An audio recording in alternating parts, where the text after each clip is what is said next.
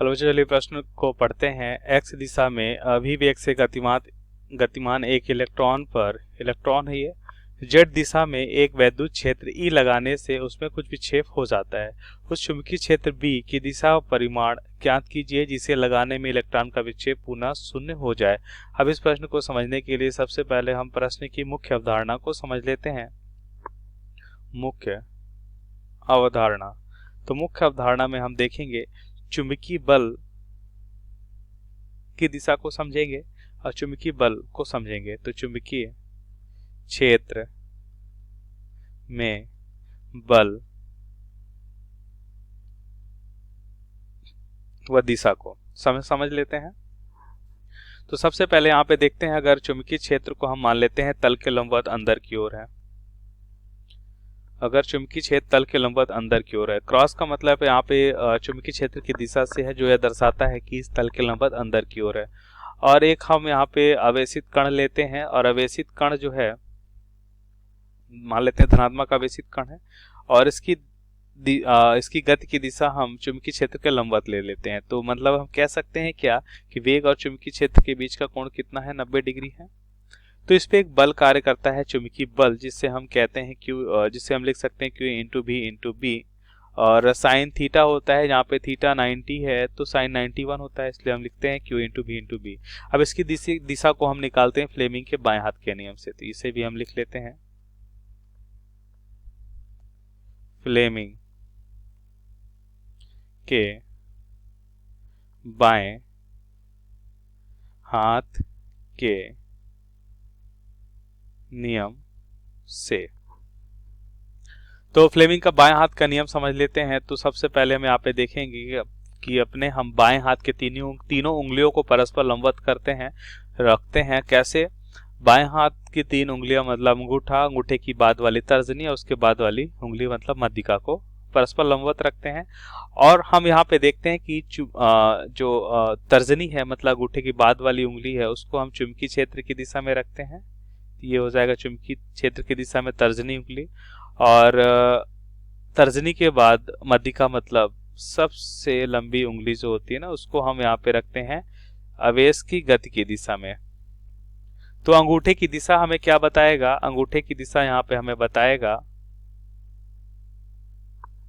चुंबकीय बल की दिशा को। तो यहाँ पे अंगूठा की दिशा ये है, तो ये हमें बताएगा चुंबकीय बल की दिशा, जो हम देखते हैं कि दोनों के परस्पर लंबवत है। तो यहाँ पे ये हो जाएगा चुंबकीय बल की दिशा। तो यहाँ पे इसे हम दर्शा लेते हैं चुंबकीय बल, ये हो जाएगा। तो चुंबकीय बल की दिशा को हमने देखा जो दोनों के परस्पर लंबवत है। और हमें पता है कि चुंबकीय बल यदि गतिशील कण की दिशा के लंबवत है तो ये क्या करता है, इसे वृत्तिगति कराने लगता है।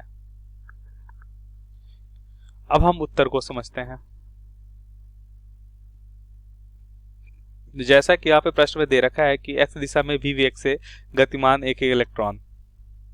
पहले तो यहाँ पे हम देख लेते हैं, ये एक्स दिशा है, ये वाई दिशा है और ये धनात्मक जेड दिशा है। अब यहाँ पे एक्स दिशा में भी वेग से गतिमान एक इलेक्ट्रॉन है। अब ध्यान से देखिए, मुख्य अवधारणा में जो हमने देखा था ये धनात्मक आवेश के लिए।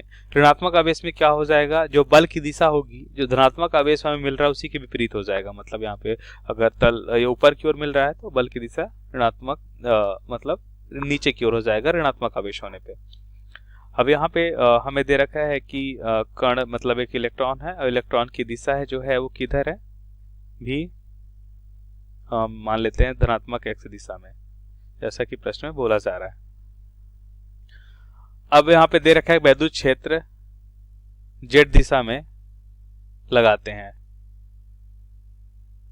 या यहाँ पे देखिए, एक इलेक्ट्रॉन पर जेड दिशा में एक वैद्युत क्षेत्र ई लगाने पर, तो जेड दिशा मतलब यहाँ पे ये वैद्युत क्षेत्र लगाने पे, इस दिशा में हमने वैद्युत क्षेत्र लगाया तो क्या हो जाएगा? अब ध्यान से देखिए, माइनस आवेश, देखिए अगर कोई भी आवेशित कण विद्युत क्षेत्र में होता है तो उसपे बल कार्य करता है किधर, विद्युत क्षेत्र की दिशा में, जिसका मान होता है Q इंटू ई।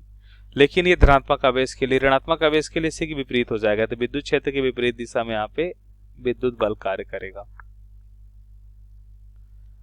अब ध्यान से देखिए, हमें दे रखा है कि चुंबकीय क्षेत्र बी की दिशा और परिणाम ज्ञात की जिसमें लगाने से इलेक्ट्रॉन का विक्षेप पुनः शून्य हो जाए। तो इसका मतलब यहाँ पे क्या हम कह सकते हैं कि किस दिशा में इसका परिमाण शून्य होगा, मतलब इस दिशा में, इसके विपरीत हमें क्या मिल जाए, चुंबकीय बल मिल जाए। अब ये कैसे संभव है, तो फ्लेमिंग के बाएं हाथ के नियम से हम देखते हैं। फ्लेमिंग के बाएं हाथ के नियम से, जैसा कि मुख्य अवधारणा में देखा हमने, बाएं हाथ की तीनों उंगलियों को हम परस्पर लंबवत रखते हैं, मतलब अंगूठा, अंगूठे की बाद वाले तर्जनी और मध्यिका, और जिसमें हम क्या करते हैं, हमें क्या मालूम है, हमें मालूम है वेग की दिशा, तो हम मध्यिका को रखते हैं वेग की दिशा में, और हमें यहाँ पे मालूम है बल की दिशा, तो अंगूठे को रखते हैं हम बल की दिशा में, अंगूठे को रखते हैं हम कैसे, बल की दिशा में, तो ये अंगूठा हो जाएगा बल की दिशा में। तो ध्यान से देखिए, यहाँ पे हमारा चुंबकीय क्षेत्र की दिशा किधर आ रही है, मतलब हम यहाँ पे कह सकते हैं जो तर्जनी उंगली है वो किधर आ रही है, ऊपर की ओर आ रही है। तर्जनी उंगली किधर आ रही है, तर्जनी उंगली आ रही है ऊपर की ओर। तो ये क्या बताएगा, ये बताएगा हमें चुंबकीय क्षेत्र की दिशा। तो यहाँ पे हम कह सकते हैं कि चुंबकीय क्षेत्र की दिशा किधर रखनी होगी हमें, धनात्मक y दिशा में।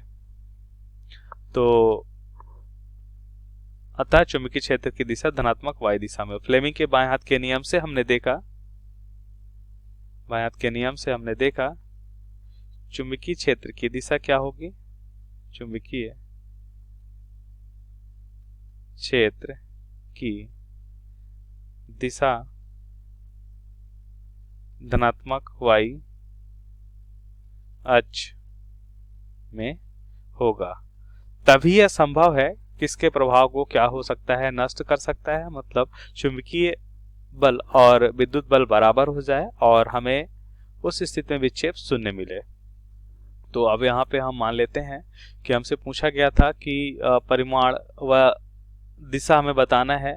तो यहाँ पे हम कह सकते हैं कि चुंबकीय बल की दिशा जो है वो क्या होगी, धनात्मक y दिशा में होगी, और इसका परिमाण देख लेते हैं। तो परिमाण क्या हो जाएगा, देखिए अब विक्षेप शून्य करने के लिए हम देखते हैं कि चुंबकीय बल और विद्युत बल आपस में बराबर हो जाए। इसका मान क्या हो जाएगा, E हो जाएगा, यह हो जाएगा विद्युत बल।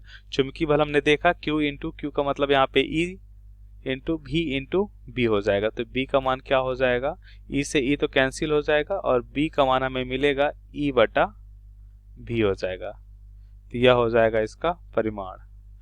तो दिए गए प्रश्न का यहाँ पे ये सही उत्तर है। आशा करते हैं आपको समझ आया होगा। धन्यवाद।